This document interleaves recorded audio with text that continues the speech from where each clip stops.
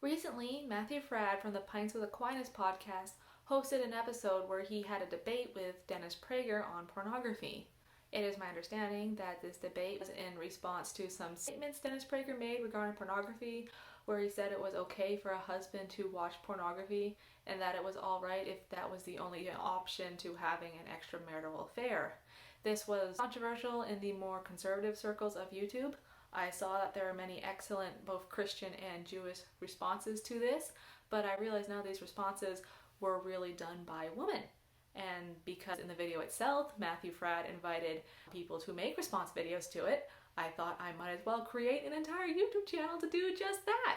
So my thoughts as a debate as a whole, before I show you any clips in reaction to particular sections of the debate, is that I've gained a huge amount of respect for Matthew Fradd, but I really cannot say the same for Dennis Prager.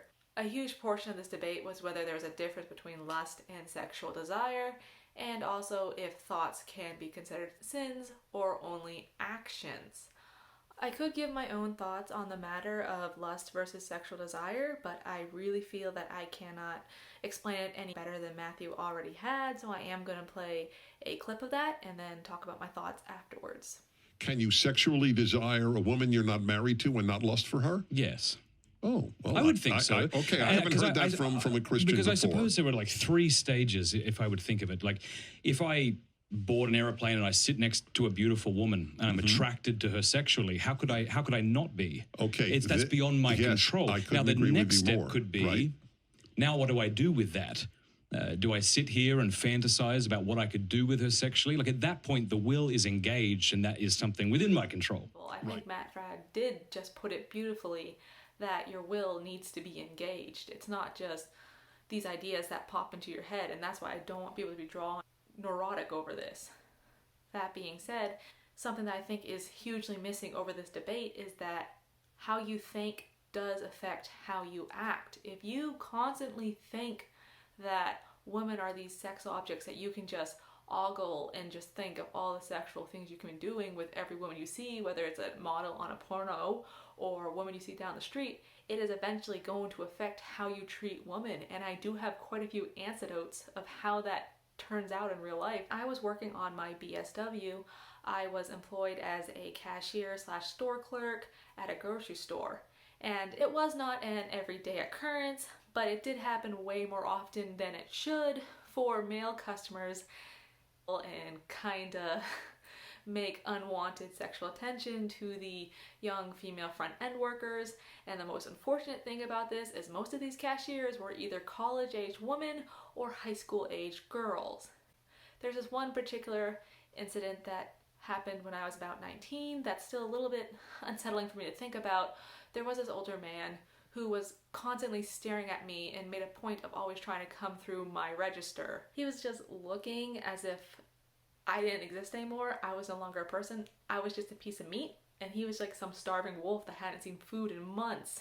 It was very unsettling, and I would do my absolute best to not say anything more than I needed to complete the transaction so he could take his groceries and go. After a few weeks of him just staring, one day when he was picking his groceries up off the register, he reached out and started groping my neck and breast. I remember saying through my teeth that he has to stop touching me, and he just laughed, told me he'd see me next time.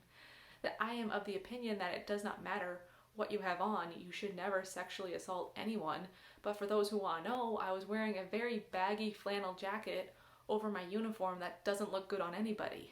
And I also don't want you to take away the story that every man's going to turn into that guy. But it is kind of a cautionary tale on what this does to society as a whole. How you think of women affects how you treat women. I saw pictures on my husband's computer. I'm devastated. So what am I supposed to say? You know what? You're right to be devastated. Your husband is a real sinner. He treats you as an object. What would you like me to say to her? Here's what I'd like you to say. I think you could, I don't think you have to say,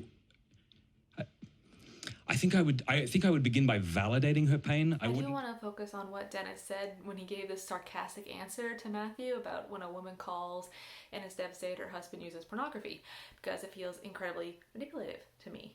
The truth of the matter is, it is very possible for a loving husband to use pornography, because it's addictive. And so many young boys get hooked on it before they even meet their first girlfriend, much less their wives. It's like many, many good men are stuck, and they might not tell their wives because they're ashamed of it, because they know it's not good for their marriage, they know it's killing their drive for real life sex, and they are trapped and controlled by the habit. You're not saying, well, she's wrong to be and he doesn't need to change. If she's heartbroken, wouldn't you want to say to the man, here are some ways that you could quit? Yes, I would want to say to both of them, I understand why you're heartbroken, because you think that he loves her more than you or as much as you, and I want you to know that's not the case at all. I don't know if that's the only reason she'd be heartbroken. I don't think it's that she loves... I think that pornography trains us in selfishness. Okay. The one thing that I wish that Matthew did a little bit differently here was not let Dennis change the subject when he brought up, I don't think that's the reason a woman would be devastated if she found pornography on her husband's computer. It's more complicated than the woman thinking that her husband is in love with the woman he's watching on his screen. When it comes to marriage, you do give yourself completely, totally, body and soul to another person. And when a woman sees that her husband is using pornography, it does make you feel inadequate. You do wonder, why am I not enough for him?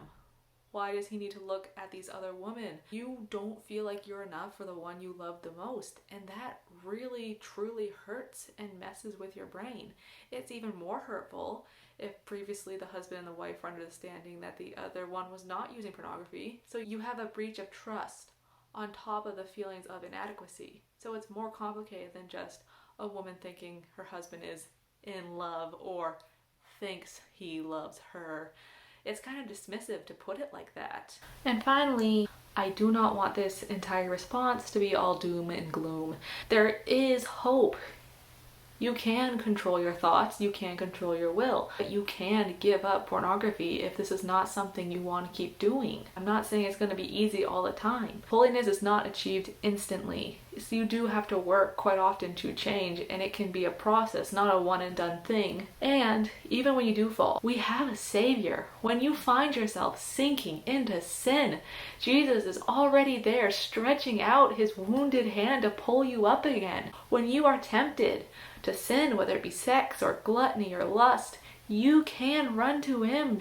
Jesus did not come here to be like, all right guys, you're doing great, keep up the good work. No, he came to save, and he died to save us. There is light at the end of the tunnel. You can be free of this thorn in your side.